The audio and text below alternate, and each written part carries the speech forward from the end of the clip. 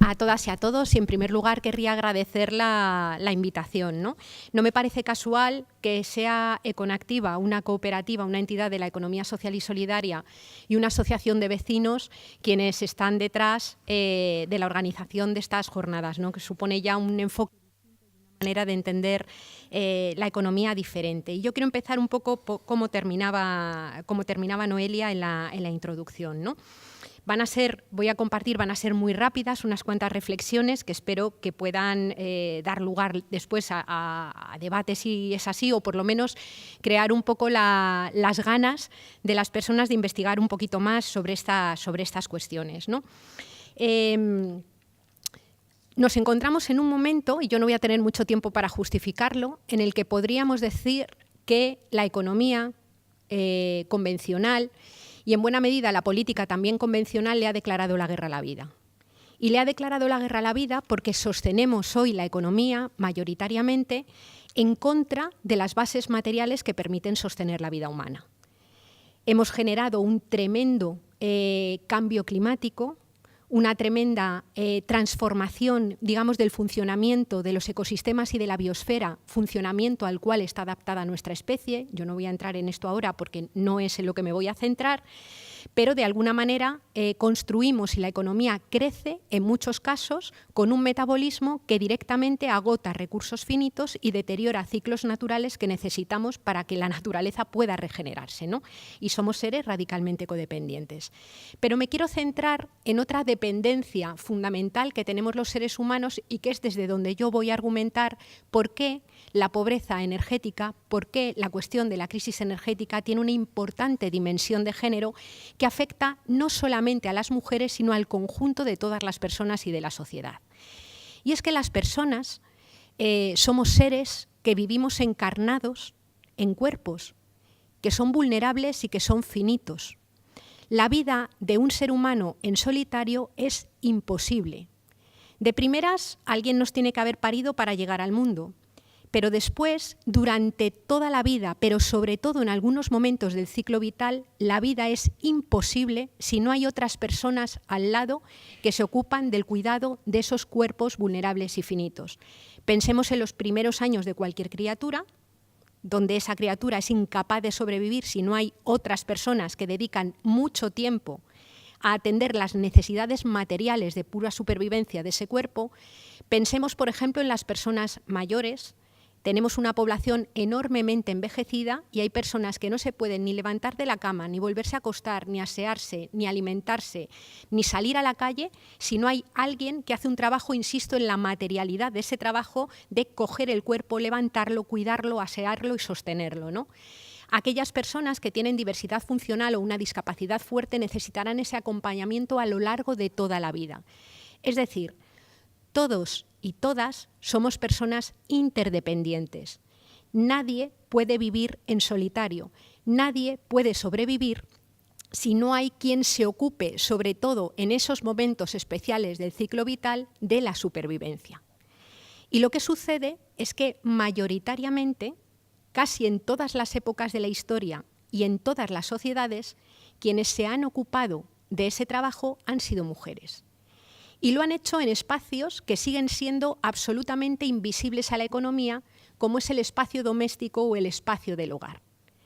Pero sin ese trabajo de sostenimiento cotidiano de la vida, de trabajo de supervivencia de los cuerpos, no puede haber sociedad, no puede existir. Desde ese punto de vista, la vida humana individual no es una certeza, es una posibilidad. Y o tenemos sociedades que hacen hueco y se ocupan de que esas tareas de reproducción de la vida cotidiana se puedan realizar de forma decente, además de cuidar la base de recursos naturales que permiten que la vida se regenere, o no hay vida humana. Bueno, pues lo que nos encontramos en este momento es que el propio metabolismo social económico se construye de espaldas también a los trabajos de interdependencia. El concepto de metabolismo social, que es un concepto que acuñó en su momento Marx, yo creo que es tremendamente útil para ver un poco cómo funciona la economía. Disponemos de unos bienes fondo, que son recursos de la naturaleza, es el ciclo del agua, es el ciclo del carbono, es la fotosíntesis, son los recursos naturales, minerales finitos que existen en la corteza terrestre, pero es también las propias personas, los propios cuerpos de las personas. Esos bienes fondo son los que son utilizados en el proceso económico para generar bienes y servicios que satisfacen necesidades humanas. Eso es lo que permite reproducir la sociedad. Lo que sucede es que la economía convencional solamente mira una parte de ese proceso, la que genera crecimiento económico y valores monetarios. Por eso se desentiende de los bienes fondo, porque no hay forma de contabilizar ni la fotosíntesis, ni el ciclo del agua, ni el ciclo del carbono, ni la regulación del clima, pero se desentiende también de todas las tareas que contribuyen a que puedan existir físicamente los cuerpos de las personas. No las contabiliza porque se desarrollan mayoritariamente de forma gratuita e invisible dentro de los hogares.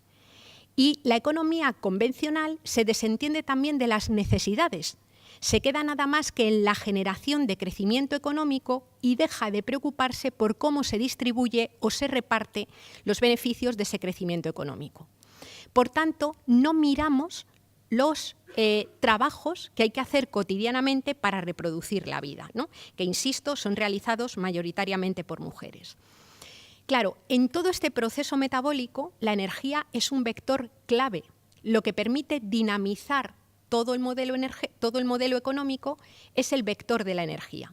Y hemos estado escuchando pues, interesantísimas ponencias esta mañana sobre cómo ha ido evolucionando, digamos, ese vector energético. Digamos que desde que apareció Homo sapiens en el planeta hasta la revolución industrial, los seres humanos vivimos con cargo a las energías renovables. Así se desarrolló y se construyó la civilización humana. Es la revolución industrial, primero a partir del carbón, luego con el petróleo y luego con el gas, la que empieza a utilizar cantidades ingentes de energías fósiles que han permitido que en algunos lugares del planeta, los lugares más enriquecidos, se pueda vivir con muchos más recursos de los que proporcionan los territorios. En una ciudad como Madrid, por ejemplo, con toda su área de influencia urbana de alrededor, no se produce nada que sirva para estar vivo en términos físicos. Todo, absolutamente todo lo que necesitamos para mantener la vida corporal viene de fuera. Agua, energía, minerales, alimentos, y hay que sacar también los residuos fuera de la ciudad. Para eso se han utilizado cantidades ingentes de energía fósil que han terminado generando pues, un proceso de agotamiento y a la vez todo el problema del cambio climático. Por tanto, queramos o no queramos, vamos a vivir con cargo a las renovables y, como decía Cote hace un momento, la clave está en si vamos a vivir de forma justa, basándonos en energías renovables, o vamos a vivir de una forma tremendamente desigual, de tal manera que las renovables puedan dar cabida a las necesidades de algunos sectores, los que tienen más poder económico, político, incluso militar, diría yo, porque muchos de los conflictos que tenemos en el momento actual de corte geoestratégico tienen detrás el acaparamiento y la lucha por los recursos, o si lo vamos a poder hacer de forma justa, ¿no? Claro, ¿dónde experimentan las personas concretas y encarnadas los procesos de bienestar o de malestar? Los experimentan en su vida cotidiana. Y al final, la economía doméstica, lo que pasa en el marco de las casas, es el lugar experiencial donde la gente vive bien o vive mal. Es donde terminas desarrollando, digamos, el marco de bienestares o de malestares.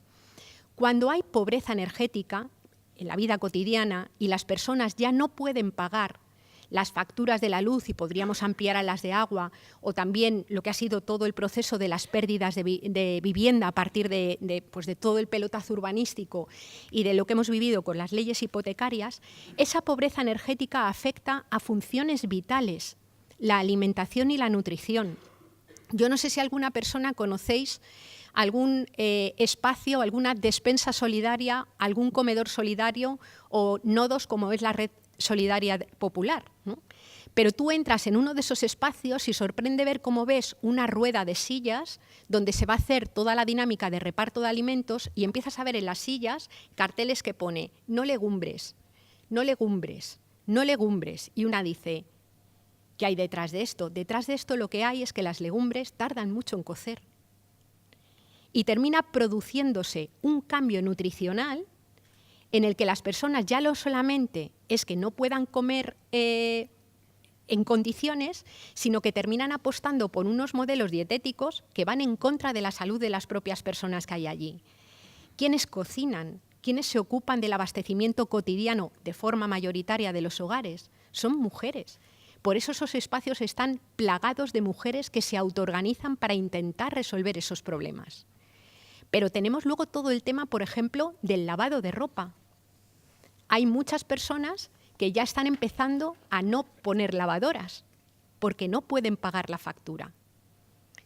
Eso requiere una enorme inversión de tiempo y nos puede parecer que es una cosa subsidiaria, pero al final, cuando las personas no pueden tener ni siquiera una ropa limpia que ponerse, lo que queda afectada directamente son dinámicas de inclusión y dinámicas directas de dignidad de vida, de pura dignidad de vida. Son también mayoritariamente mujeres quienes cargan con ese suplemento de horas de trabajo y con esa dificultad de poder atender a cosas básicas como es la limpieza hasta de la ropa, ¿no? Pero ¿y cómo se desarrolla ese cuidado que decíamos que no puede existir? En muchas comunidades autónomas, yo el caso que más conozco es el de la Comunidad de Madrid, hay familias que están sacando a los mayores de la residencia, porque se necesita la pensión del mayor dentro de la economía doméstica. ¿Quién cuida a esa persona mayor con demencia senil, con Alzheimer o con problemas de movilidad dentro de las casas? ¿Quién se ocupa mayoritariamente de ese trabajo? Son mayoritariamente mujeres. Lo podríamos mirar en las encuestas de uso del tiempo, cómo se ha incrementado el tiempo de trabajo doméstico de 2000 a 2012, a 2010, que es la última encuesta de uso del tiempo que tenemos, con cargo a la pobreza y a la precariedad. Y la pobreza energética o la pobreza en el acceso a los recursos forman parte fundamental de ese proceso. Se carga sobre los tiempos de las mujeres. Vayamos a cualquier ambulatorio, a cualquier centro de medicina de familia de Madrid y hablemos con los médicos. Están hartos de decir que reciben todos los días en su consulta a montones de pacientes, sobre todo mujeres, que terminan llorando angustiadas porque no pueden con la vida, porque no pueden con la precariedad, porque ya no pueden asumir esas tareas de trabajo, ¿no? Esto que nos encontramos no solamente es un problema para esas mujeres que asumen en condiciones de injusticia y de falta de equidad esas tareas que no se pueden dejar de hacer si queremos que haya civilización, sino que es un problema social gravísimo. Se ha metido un tajo impresionante a los fondos de las pensiones, lo hemos visto en todas las portadas de los periódicos. Y tenemos un paro galopante y unos puestos de trabajo cada vez más precarios, con cargo a los mismos sistemas de solidaridad pública que hemos mantenido la protección social. Si seguimos así, va a ser difícil mantener la protección sobre las personas. Y esto está cargando mayoritariamente a los hogares. Son las familias y las casas quienes están ajustando y están funcionando de colchón y de amortiguador a los peores efectos de la crisis. Digamos que se han repartido los riesgos para las tasas de ganancia del capital entre todas las personas, pero se han privatizado y se han escondido dentro de los hogares los riesgos vitales, la precariedad vital. Y ahí, dentro de los hogares, que son como las grandes corporaciones del patriarcado, donde hay repartos desiguales, son mayoritariamente mujeres quienes están cargando con estos efectos, ¿no? Si lo miramos en términos internacionales y en términos de conflicto geoestratégico, nos encontramos con que esa dinámica se vuelve a repetir.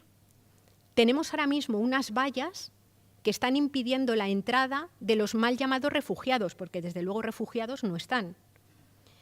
Si analizamos las causas estructurales de las salidas de muchas personas de sus territorios, nos encontramos con conflictos bélicos que tienen mucho que ver con la lucha por los recursos, sobre todo energéticos y minerales.